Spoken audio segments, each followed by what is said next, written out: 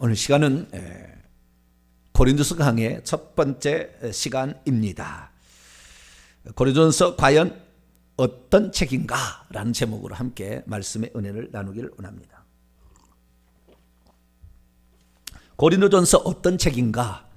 오늘은 서론 부분을 다룰까 합니다. 그래서 인사말까지 고린도전서가 크게 세 부분으로 나눌 수 있어요.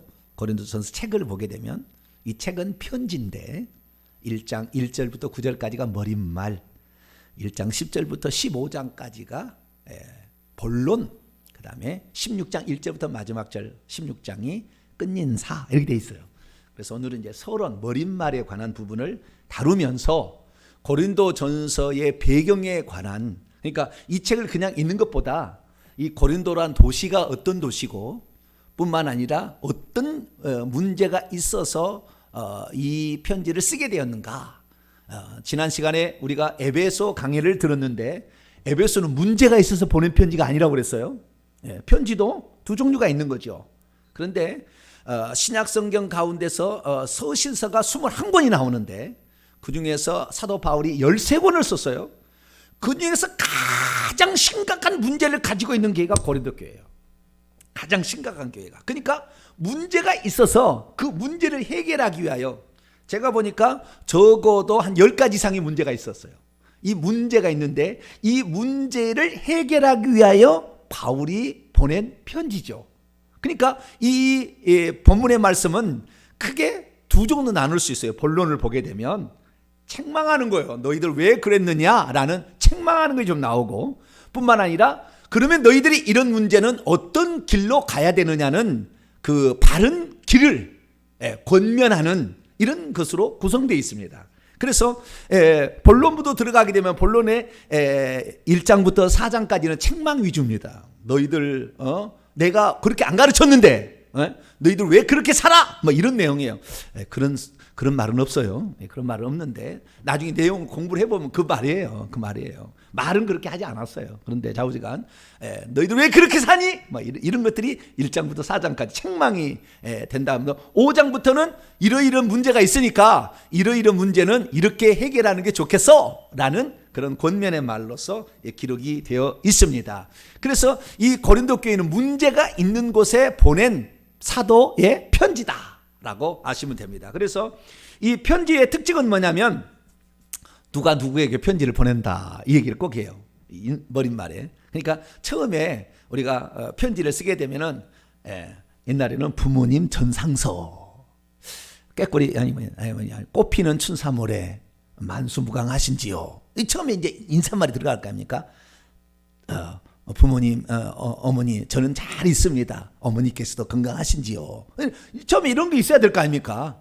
그래서 그거 똑같은 거예요. 그래서 누가 누구에게 편지를 보낸다 이렇게 얘기를 하면서 문안 인사를 하게 되고, 그리고 처음에는 책망하기 전에 뭐가 필요하죠? 항상 책망하기 전에 책망을 하려면 처음부터 책망을 해요? 그러면 기분 나쁘잖아요. 그래서 책망하려면 뭐 해야 돼요? 칭찬을 해. 할렐루야. 그리고 이 1장 1절에서 9절은 어마어마한 칭찬을 합니다. 심지어 천국까지 가라고 칭찬을 해요. 천국까지 갈 수 있다고 이렇게 칭찬을 합니다. 그런데요, 내용을 보면은 너희들은 천국 가기 글렀어? 뭐 이런 내용이에요. 내용을 보게 되면. 근데 1장 1절부터 9절까지는 아주 너희들은 천국까지 그리스도 예수의 날에 너희들이 강건해져서 천국까지 들어갈 거야. 막 이렇게 막 칭찬을 엄청 합니다. 그래서 오늘은 칭찬 내용이에요. 좀 이따 보입니다만은 엄청 칭찬을 많이 하고요. 그 다음에 책망을 그냥 깊다 책망을 합니다. 너희들은 어린아이다. 어떻게 그렇게 사느냐. 이렇게 식으로 이제 책망을 합니다. 그러면서 이제 고린도 교회의 문제점들을 하나하나씩 각 장마다 하나하나씩 이렇게 풀어가게 되는 것이 바로 고린도 전서가 되겠습니다. 그러면 어떻게 바울은 고린도 교회를 책망할 수 있게 되었을까요? 그건 당신이 개척한 교회라 그래요. 남이 개척한 교회, 남이 개척한 교회에다가 보낸 편지가 한 권 있습니다. 바울이 쓴 것 가운데. 누굽니까? 무슨 책입니까? 로마서예요. 로마서. 로마서는 바울이 개척해서 세운 교회가 아닙니다.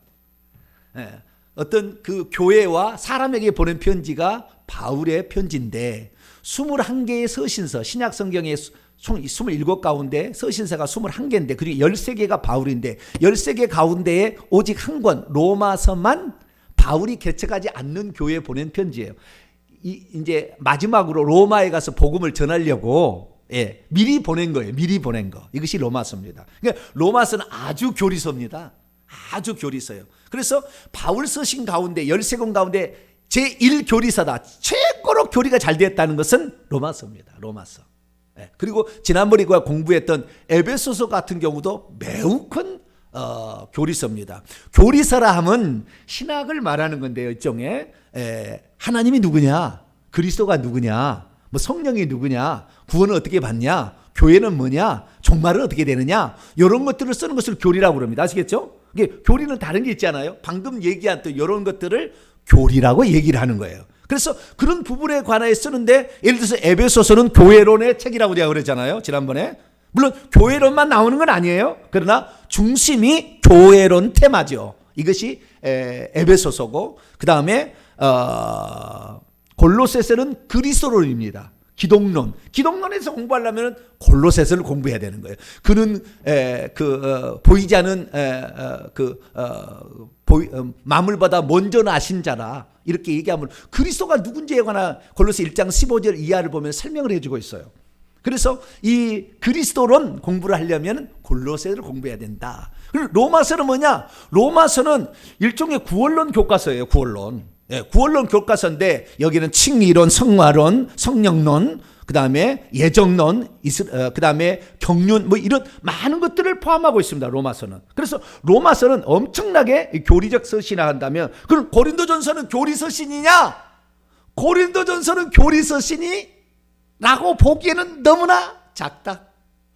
이 실생활의 문제를 해결해주는 생활 해결서다. 이렇게 보시면 되겠어요.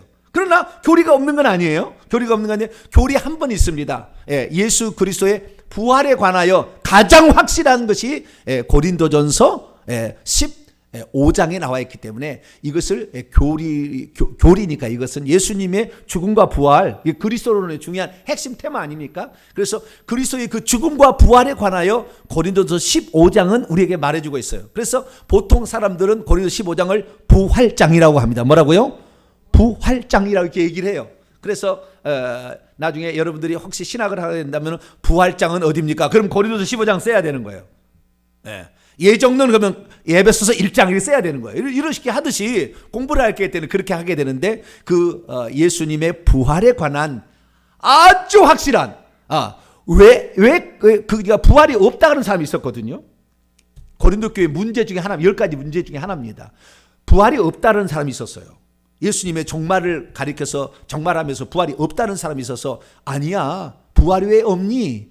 만약에 부활이 없다면 그리스도도 안 살았을 거다 하면서 부활을 얘기하면서 우리가 어떠한 몸으로 다시 살아나게 되고 어떠한 상태로 살아나게 된지를 얘기하고 그 부활의 그때에 나팔소리와 함께 그 나팔소리와 함께 예수님께서 오실 때 그때에 부활체로 바뀌는 우주적인 부활에 관하여 얘기를 합니다. 물론 개인적인 부활을 얘기하지 않아요.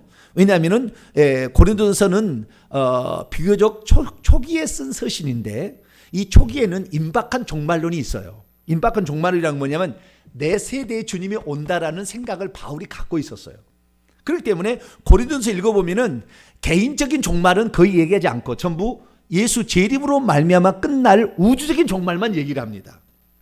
그래서 고린도전서 7장에 보게 되면 7장에 보면 이제 결혼과 이혼의 문제에 관하여 그것도 문제가 있어요. 그래서 그걸 답을 또 이제 쓰는데 거기에 결혼과 이혼에 관한 문제를 쓰면서 시집 보내지 않는 것도 좋다. 뭐 이렇게 더 좋다. 그렇게 막 써놔요. 그러면은 왜 시집 안 보내는 게 좋냐?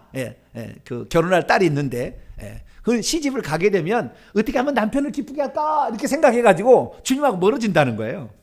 그래서 수녀들이 생겨난 거예요. 그 말씀을 듣고 수녀들이 나는 남편한테 마음을 쓰지 아니하고 오직 유일한 남편 누구? 예수 그리스도. 그래서 수녀가 나온 거예요. 그게 원래 그 처음에 순도로 운동이 고린도서 7장 때문에 나오는 거예요. 그래가지고 이 시집가는 문제, 이런 문제도 거기에 이제 얘기를 하고 있어요. 그래서 이 고린도 교회 보면 여러 가지 많은 문제들이 있는데 그 문제들을 하나씩 풀어주고 있다라는 겁니다. 그런데 이렇게 좀 이따 이제 문제들을 다 조목조목 얘기하겠습니다. 이런 문제들을 향하여 바울이 왜 책망을 하고 그 다음에 문제를 이렇게 해라고 교정할 수 있느냐? 자기가 개척했으니까. 내가 세운 교회니까 그렇게 말할 수가 있는 거예요. 그런데 로마서 같은 경우는 자기 개척하지 않는 교회니까 아주 교리적 논리적으로 씁니다. 누구든지 들어도 납득할 수 있게끔 그렇게 쓰는 거예요. 근데 어쩌면은 이런 사도 바울의 서신 로마서를 제한 다른 서신들은 논리적이기보다는 상당히 훈계적인 것이 많아요. 훈계적인 것이 많습니다. 나이가 들수록 더 논리적으로 갑니다. 에베소서는 끝무렵에 썼으니까 훨씬 더 논리적이죠. 근데 보다 더 초기에 가장 먼저 썼던 건 데살로니가 전후서예요. 데살로니가 전후서. 잠깐 제가 지도를 좀 살펴보는데요. 이건 2차 전도 여행의 코스를 이렇게 기록을 해놓은 것입니다. 바울은 3차에 걸쳐서 전도 여행을 했습니다. 바울이. 그러니까 바울이 그 34년경에 다메섹 도상에서 예수님을 만나게 되죠. 그 부활하신 예수님을 만나게 돼서 그때 거꾸로지죠. 완전히 유대교의 맹신자였죠. 그래서 유대교를 제외한 유일하신 하나님이 아닌 어때 예수님이 또 하나의 하나님 있어? 절대 안 돼. 저것들 미친 것들이야. 저것들을 잡아다가 감옥에 가두려야 돼. 라고 생각을 한 거죠. 근데 나중에는 로마서에 보면은 찬양받으실 하나님이라 예수님을 그렇게 딱 고백을 해버려요. 그래서 지금도 많은 사람들 중에 예수님을 하나님이라고 고백하지 않는 사람이 엄청 많아요. 하나님의 아들이라고 그러지 하나님으로 얘기 안 해. 하나님의 아들 이렇게만 얘기하는 거예요. 근데 그게 아니죠. 그러니까 바울의 생각에 있어서 하나님이 절대 둘이 될 수 없어요. 바울의 생각에서는. 그러니까 예수 믿는 저것들이 어떻게 하나님 둘이야? 안 된다 이거였죠. 그런데 직접 부활하신 주님을 만나서 거꾸로져요.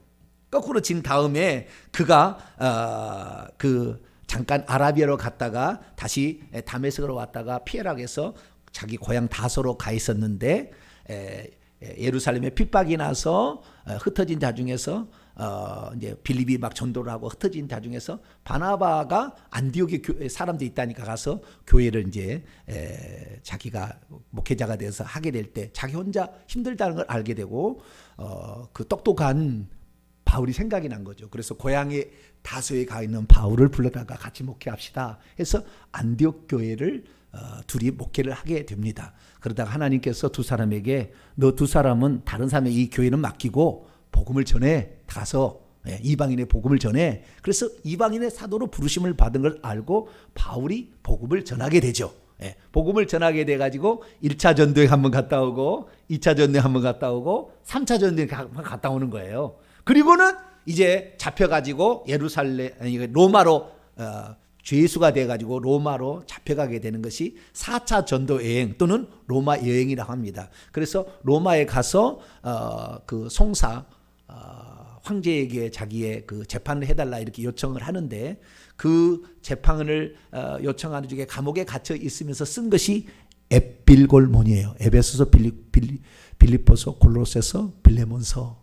세 개 교회 서신하고 그다음에 빌레몬서를 썼다고 우리가 알고 있습니다. 그래서 이 네 가지를 옥중 서신하고 그리고 디모데 전후서, 디도서를 보내시고 디모데 후서 쓰신 다음에 이제 순교를 하시고 끝납니다. 그게 바울의 간단한 일대기인데 여기는 지금 2차 전도 여행 때예요. 2차 전도 여행 때 코스를 보게 되면 저 부르기아 땅으로 그다음에 저 무시아로 가가지고 드로아라는 저기 에게해의 항구죠. 드로아 그 바닷가 거기에서 있는데 자기가 더 위쪽으로 복음을 전하려고 했는데도 막 비바람이 몰아쳤는지 하여간 방해를 받아요. 그런 뒤에 환상을 봅니다. 저 에게 건너편이 트라케라는 데 보면 마케도니아가 있죠. 노란색에 마케도니아. 그러니까 로마가 이렇게 행정구역이 큰 바운더리가 있어요. 전라도가 있으면 광주가 있고 나주가 있고 목포가 있고 이런 식이듯이 마케도니아에 빌립보가 있고 데살로니가 있고 베레아가 있어요. 그 다음에 곧 내려와 가지고는 아가야라는 큰 도시가 큰 그 바운더리가 있는데 아가야는 행정구역 안에 아테네가 있고 고린도가 있고 그 다음에 스파르타 뭐 이런 게 있어요. 거기에 지금 있는 겁니다. 근데 지금 저 무시아 지역 거기에서 드로아에서 환상을 보게 되죠. 마케도니아인이 이리로 건너오라 이런 환상을 봅니다. 그래서 이 2차 전도 여행 때 자기가 너무 아파가지고 드로아에서 치료를 받다가 의사 누가를 만나죠. 그래서 이 드로아에서 의사 누가가 합류를 합니다. 이 사람은 내가 없으면 안 되겠다. 그래서 의사가 바울을 따라다니면서 그때부터 죽을 때까지 동행한 사람이 의사 누가입니다. 이방인이었어요. 그런데 바울의 주치의가 되어서 일평생에 그렇게 그를 돕습니다. 그래서 바울에게 들었던 모든 것들과 그 다음에 다른 자료를 합쳐가지고 사도행전을 씁니다. 누가요? 누가가. 그 사도행전은 누가가 쓴 거예요. 누가가. 그 바울로부터 들어가지고 누가를 쓰고, 그리고 누가가 그것만 쓴 게 아니라 원복음이라는 것은 예수 그리스도의 일대기를 복음서라고 합니다. 아시겠죠? 예수 그리스도의 일대기를 써놔야 복음서라고 그러지. 예수님이 복음이니까. 그래서 예수님의 일대기를 쓰는 것이 마태, 마가, 누가, 요한복음이잖아요. 그래서 그 중에서 누가복음이라는 게 있는데 그 누가라는 사람이 의사라는 사람이 나도 이 복음서에 대해서 하나를 쓰고 싶다 해가지고 당시에 있는 여러 그 구전되어 돌아다니고 있는, 예수님이 30살에 돌아가시고 그 다음에 의사 누가가 만날 때가 2차 전도 여행 때니까요. 49년에서 52년, 그러니까 적어도 한 20년 뒤에 그때 당시에 예수님의 말씀들이 돌아다니고 있었어요. 뭐 씨 뿌린 자가 나가서 씨를 뿌리면 이렇게 했다네. 뭐 그런 얘기. 아, 그렇구나. 뭐 그다음에 또 예수님이 수로보니 여인을 가서 이렇게 만났다네. 나면서 소견된 자를 고쳤다네. 풍랑가 뭐 풍랑 잔잔했다네. 이런 얘기들이 있을 거 아닙니까? 예수님께서 빌라도의 법정에 가서 재판을 받았다네. 뭐 이런 얘기들을, 성찬식을 이렇게 했다네. 뭐 이런 얘기 있을 거 아닙니까? 그래서 그런 얘기들을 모아다가 결국에 자기가 책을 펴낸 것이 뭡니까? 이것이 누가복음인데, 누가복음을 쓸 때는 이미 마가복음이 나와 있었어요. 마가복음이. 그리고 돌아다니는 많은 자료가 있었어요. 그래서 그것을 모아서 쓴 것이 누가복음입니다. 그래서 그 누가고, 지금 누가가 중요한 게 아니라 주여 오늘 이 서른 하다가 이거 1장 1절에서 9절까지 가겠나. 자우지간 우리가 성경을 전체적으로 알아야 되니까. 자, 그래서 이 드로아에서 의사 누가를 만나가지고 의사 누가와 그다음에 실라와 같이, 디모데와 같이 복음을 전하는 거예요. 근데 마케도냐 저쪽으로 넘어가가지고 첫 성이 빌립보다 이렇게 얘기했다. 빌립보. 그래서 자주장사 루디아를 만나게 되고, 그러다 거기다가 그 점치는 요정 한번 고쳤다가 그냥 그 주인한테 호되게서 감옥에 쳐넣어가지고 막 매맞고 막 하는데, 그래가지고 저녁에 막 기도하고 찬송하는데 옥문이 막 터지고 열려가지고 간수가 막 자기를 아니 나 우리 안 도망갔다 해가지고 그 간수와 루디아라는 거기가 교회가 하나 생기잖아요. 그것이 빌립보 교회입니다. 그래서 바울이요 가장 마음속에 깊이 있었던 교회가 빌립보 교회인데, 이 빌립보 교회는 자기가 그 복음을 전할 때에 자기에게 자기의 돈을 다 이렇게 선경금을 보내온 최초의 교회예요. 선경금을 보낸. 근데 선경을 보내가지고 거기에서 유대인들이 죽이려고 하니까 쫓겨나서 데살로니가 쫓겨나서 베레아, 그러다가 이제 더 쫓겨나가지고 이제 이쪽으로 오는데 유대인들이 계속 죽이려고 하는 거예요. 회당에서 복음을 전하지 못하게 하고 막 때로 쫓아다니면서 바울을 죽이려고 하는 거죠. 그래서 아가야에 가가지고 아테네를 가는데, 아테네 가가지고 실패를 합니다. 데살로니가도 교회를 만들고 그다음 빌립보도 교회를 만들잖아요. 베레아는 교회가 생기지 않았어요. 그런데 그다음에 아덴이죠. 아덴에 가서 복음을 증거하는데 아덴에서 실패를 해요. 왜냐하면은 아덴은 얼마나 명석한 사람이 많습니까? 아테네가 무슨 그 철학자들이 많이 있었죠. 금욕주의자들, 쾌락주의자들, 이런 스토아 이런 학자들하고 다 대화를 하고 통하는데, 당신이 말하는 신이 누군지 한번 듣고 싶다. 사람이 막 몰려가 얘기를 했는데 아무런 소득이 없어요. 그러자 바울의 마음속에 큰 깨달음이 있습니다. 그래서 고린도서 2장 3장에 보면 그 깨달음을 써놔요. 사람의 지혜로, 똑똑한 말로 사람을 전도하는 건 아니구나. 그건 불가능한 거구나. 알아요.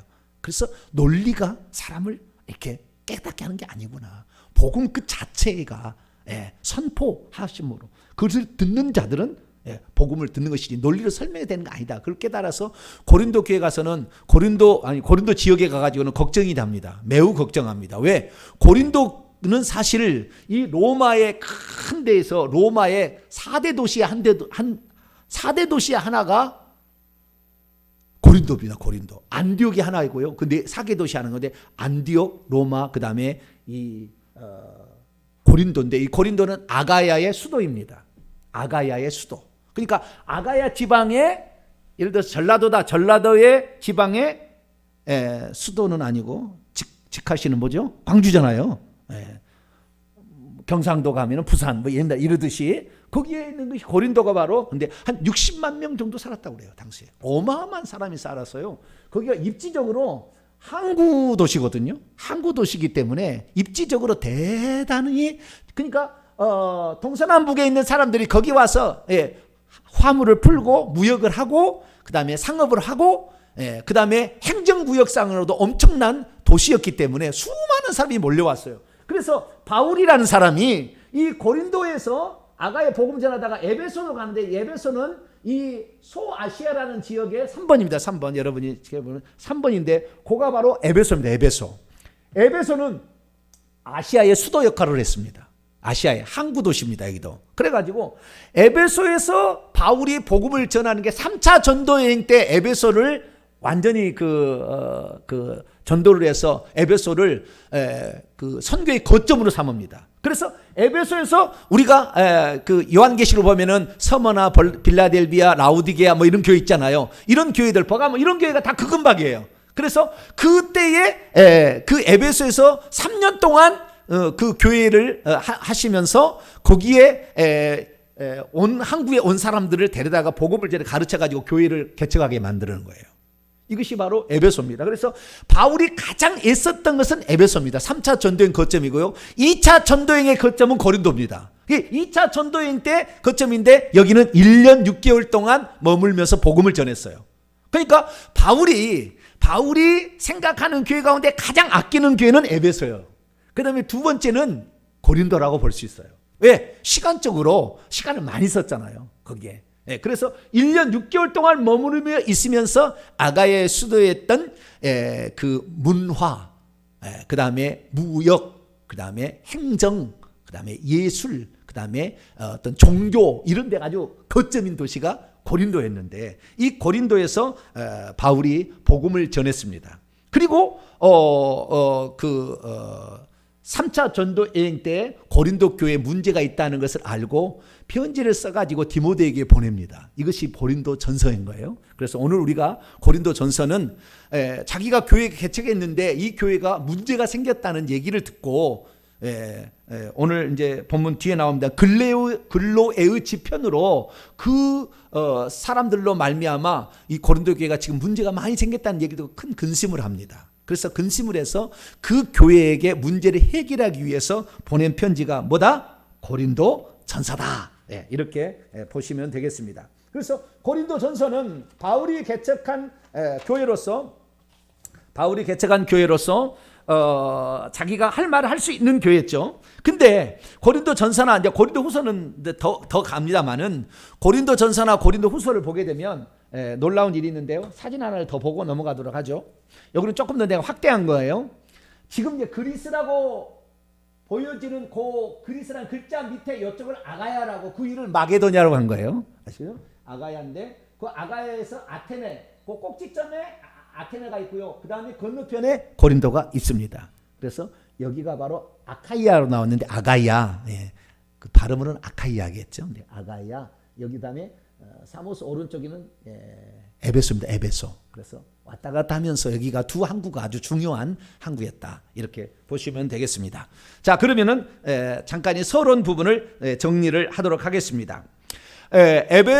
고린도 교회는 바울이 2차 전도여행, 그러니까 AD 49년에서 52년경에 바울이 2차 전도여행 하다가 1년 반 동안 사역에서 개척한 교회입니다. 그래서 이 고린도 교회는 1차적 대상으로서 이 고린도 성도들을 위하여 말하고 있지만 바울은 이 편지를 쓸 때 회람용 서신을 염두에 두고 있었어요. 회람용 서신이라는 건 뭐냐? 이 편지를 다른 교회도 읽히는 거예요. 지금처럼 이 종이가 인쇄가 되면은 그냥 한 곳씩 줄 수가 있지만 그때는 양피지대 써야 되니까 이것을 할 수 없어요. 그러니까 이거 갖다가 그대로 갖고 가가지고 돌돌돌 마는 거예요. 많은 걸 갖다가 여기서 또 해주고 또 돌돌돌 마는 여기도 해주고 이렇게 하는 거예요. 그걸 갖고 다니면서 그런 거지 베끼기가 쉽지 않았다 그 말이에요. 그래서 다른 교회에서도 이것을 읽으리라라는 생각을 했습니다. 그래서 골로새서를 보내면서 마게도니아인으로부터 오는 편지를 읽어라. 서로 골로새하고 옆에 교회잖아요. 그래서 이렇게 하라듯이 이 고린도전서도 그러한 그 서신입니다. 그래서 회람용 서신을 염두에 두고 썼지만 1차적 수신 대상은 고린도 교회 성도들이었다 이렇게 알 수가 있고, 고린도는 로마의 속주 큰 바운더리 가운데 아가야 지방의 수도였고 헬라의 가장 중요한 도시였습니다. 근데 이 고린도가 상업 중심의 여행자들 상인이 많이 왔지만 여기에 철학자들은 많이 있었기 때문에 바울이 고린도에 갔을 때 복음 전할 때 또 걱정했어. 왜? 내가 아덴에서 실수한 적이 있는데 또 여기서 그렇게 논쟁하다가 실수할까 봐 심히 두렵고 떨었다 이렇게 얘기를 합니다. 그 부분을 잠깐 우리가 좀 살펴보고 넘어가도록 할까요? 심히 두렵고 떨었다 그런 말이 나와요. 어디에 나온가요? 2장 3절. 할렐루야. 어떻게 이렇게 아이고 저보다 더 이제 청출어람이 됐습니다. 이제 엄민경 집사님만 그런 줄 알았더니 할렐루야. 2장 3 두렵겠다. 자 3절로 4절 2장 3절로 4절 5절까지 한번 읽어봅시다. 시작.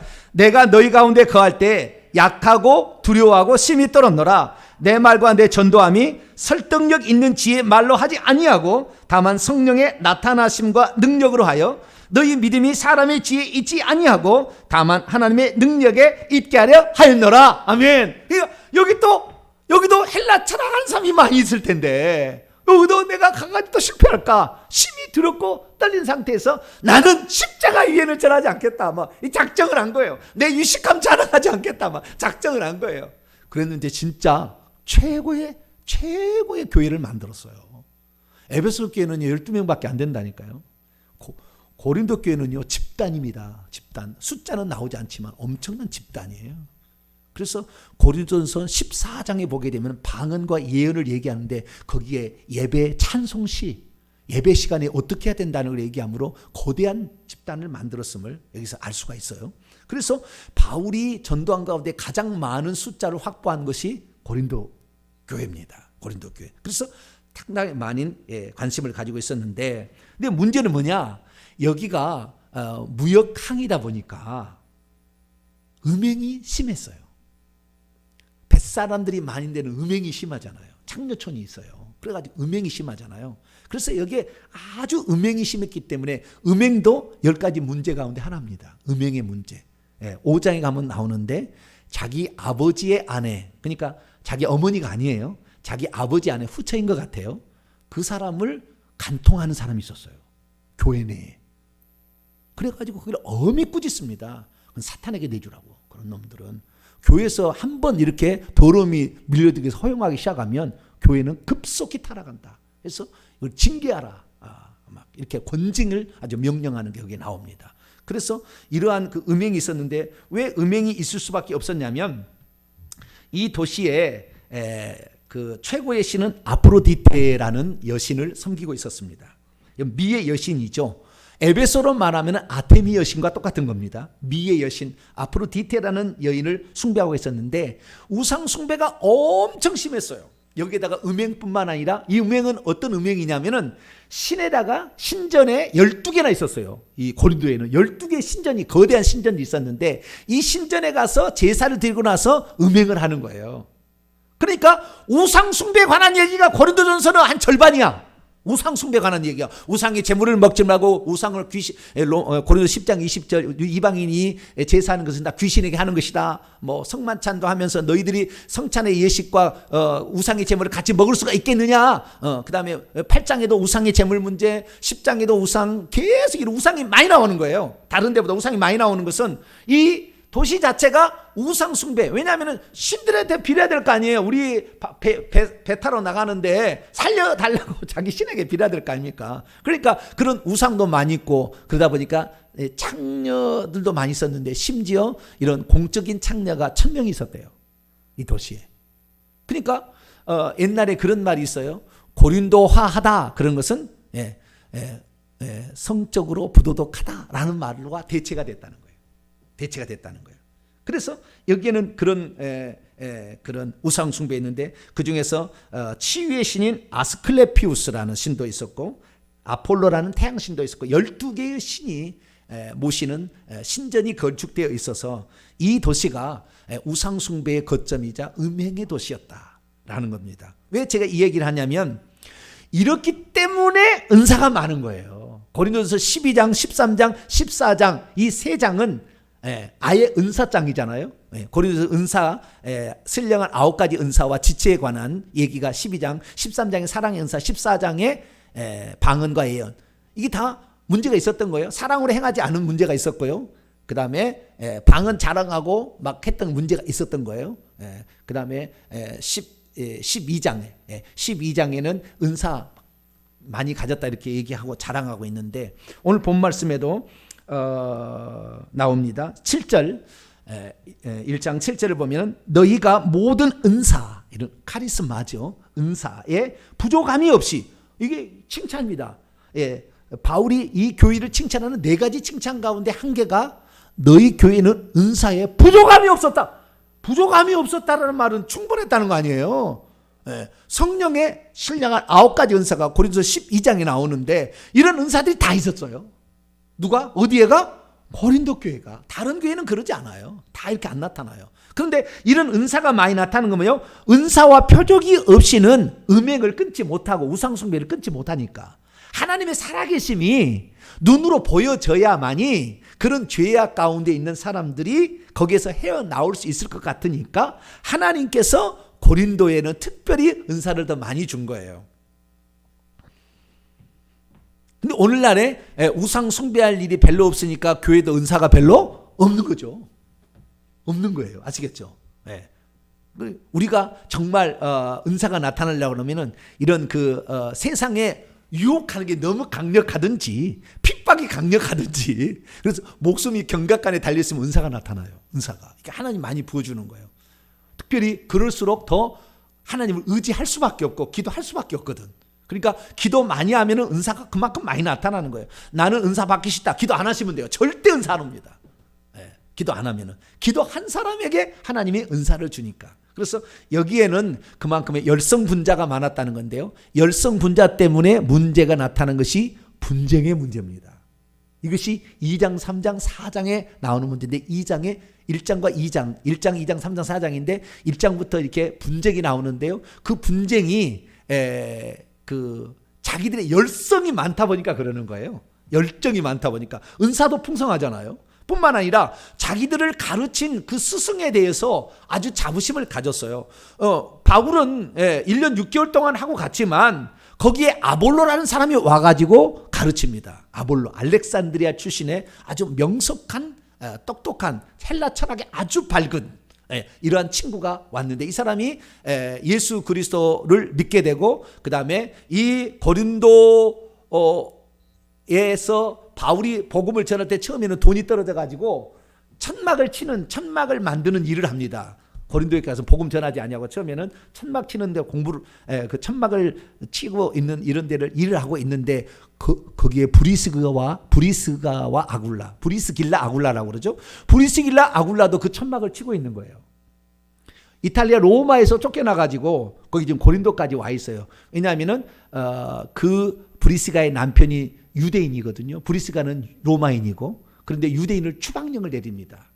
황제가 추방령을 내려가지고 그렇게 남편 때문에 이 고린도까지 왔는데, 거기에서 천막 만드는 일을 하고 있는데, 바울도 거기서 천막 만드는 일을 했는데 같이 하게 된 거예요. 그러다가 바울의 위대함을 발견하게 됩니다. 여기 이 브리스길라 아굴라가. 그래서 브리스길라와 아굴라가, 이분은 하나님의 복음을 전파할 사람이지 천막 만들어서 아르바이트 할 사람이 아니다. 그래서 이 고린도 교회에서 만나가지고 그 다음부터 동행을 합니다. 동행을 해서 에베소에 머물러 있다가 나중에 로마에 머물러 있어 브리스길라 아굴라가 끝나게 되는데 자기 생애를 마침하게 되는데 이때까지 계속해서 바울에게 이제 선교비를 댄 사람이 브리스길라 아굴라예요. 아마 저를 위해서도 많은 사람이 나중에 선교비를 댈 겁니다. 할렐루야. 우리 성도들은 아멘 안 하고 지금 유튜브를 본 사람들은 아멘 할 거야 아마. 저에게 많이 보내주세요. 저는 오직 예수 그리스도만을 위해서 내 목숨을 바쳐서 할 거니까. 그래서 그 선교비를 브리스길라 아굴라가 바울을 보태줘가지고 집중해서 하는 거예요. 그 다음에 바울이. 그 다음부터는 일 안 해요. 일했다는 말은 고린도전서밖에 안 나와요. 이 고린도 지역만 나와요. 거기서 저 빌립보에서 준 것이 오다가 떨어진 거예요. 밥은 뭘로 먹을 것이며 잠은 어디서 자요? 돈이 있어야 될 거 아닙니까? 그러니까 또 같이 따라다니는 사람이 있을 거 아닙니까? 그러니까 얼마나 많이 들어가요.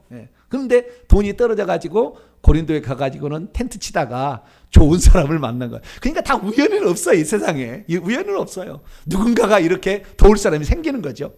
그래가지고 이 도울 사람이 딱 생겨가지고 바울이 그때부터 복음을 딱 증가하게 되는데 그때 아볼로가 고린도 왔을 때 브리스길라와 아굴라가 먼저 바울로부터 복음을 받았잖아요. 같이 일하면서. 그래가지고 아볼로에게 가르칩니다. 아볼로에게 가르쳐. 그래서 아볼로가 위대한 사람이 되는데 이 아볼로는 이 3장에 보면은 나는 물 주었고 아볼로는 나는 심었고 아볼로는 자라게 하고 주요. 정확히 얘기해야지. 3장 6절에 보면은 나는 심었고 아볼로는 물을 주었으되 나는 심었고 아볼로는 물을 주었으되 오직 자라나게 하시는 분은 하나님이라. 이렇게 얘기하므로 아볼로를 지지하는 사람도 이제 있을 거 아닙니까? 쉽게 말해서 원목사가 가고 새로운 목사를 젊은 목사를 초빙을 했다 그 말이죠. 일종의. 그러니까 젊은 목사를 따른 성도들도 있고 원로 목사를 따른 목사가 아니라 성도들도 있을 거 아닙니까? 그래서 이제 그 교회는 어떻게 해요? 나는 바울파다. 그러니까 나는 지금 새로 오신 젊은 목사님 파야. 나는 아볼로 파야. 이렇게 얘기를 하는데 그렇게 된 결정적인 요인은 어디 있냐면은 세례를 누구한테 받았느냐였어요. 뭐라고요? 세례를 누구에게 받았느냐. 이제 다 나옵니다. 세례를 누구에게 받았느냐가 그 중에서 자기의 자부심을 갖는데 많은 것이 했는데요. 그 중에서 또 어떤 사람은요, 게바파도 나와요. 게바는 베드로의 아람어입니다. 그러니까 예수님께서 직접 썼던 언어는 아람어인데 그때 너는 베드로라 이렇게 안 했고 너는 게바라 하리라 이렇게 했어요.